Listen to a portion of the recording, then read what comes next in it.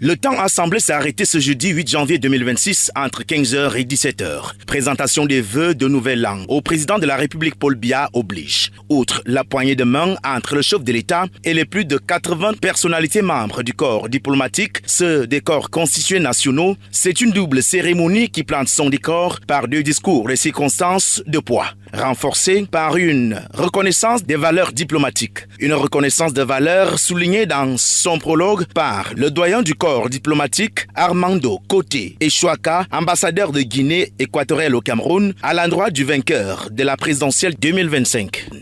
Votre brillante victoire à l'élection présidentielle 2025 a confirmé la pertinence de votre propre slogan que, je cite, Paul Biya, grandeur et espérance.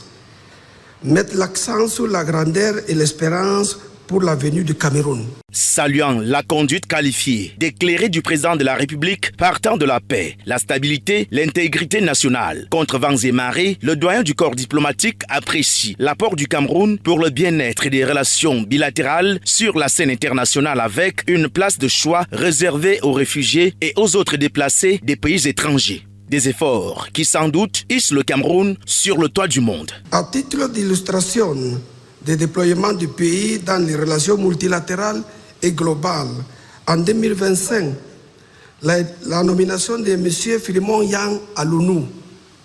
Le Cameroun a été élu membre du Conseil de l'UNESCO.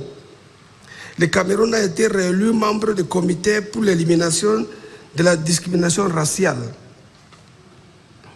Le Cameroun a renforcé et solidarisé ses perspectives en matière de coopération économique avec, entre autres, la visite à Yaoundé de Madame la directrice générale de l'Organisation mondiale du commerce. Pour ne citer que cela, le doyen du corps diplomatique au Cameroun reconnaît que le pays de Paul Biya est resté debout et respecté. Vous êtes une véritable mendiant de la paix et à raison.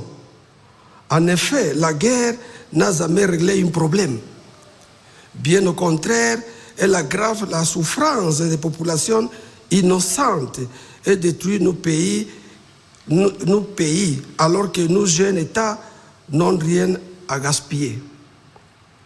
Tant comme tout fait au jeu du corps diplomatique, 2025 a été pour le Cameroun une année certes éprouvante, mais aussi une année palpitante et enfin une année exaltante.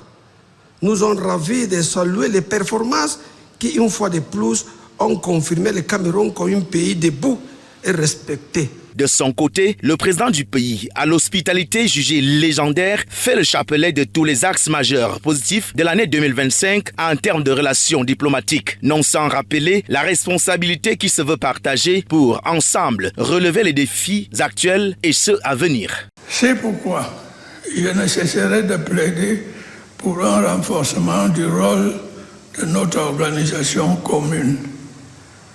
Il est d'une importance fondamentale que nous puissions lui donner les moyens et le soutien nécessaire pour mener à bien ses missions au service de notre humanité.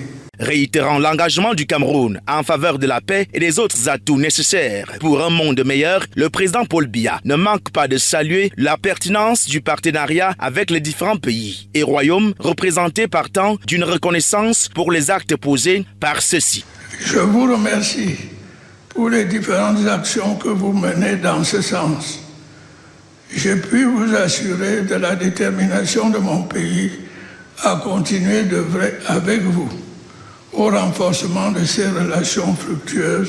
C'est dans cette harmonie multilatérale que se cristallise la cérémonie de présentation des vœux de Nouvel An au président de la République Paul Biya ce 8 janvier 2026 à Yaoundé, sous une ambiance conviviale après des discours qui renforcent la coopération entre le Cameroun et ses pays amis. Samuel Eto'o-Fils, who came back from Morocco, shaking hands very affectionately with the man he calls Papa. I'm sure President Paul Biya is giving him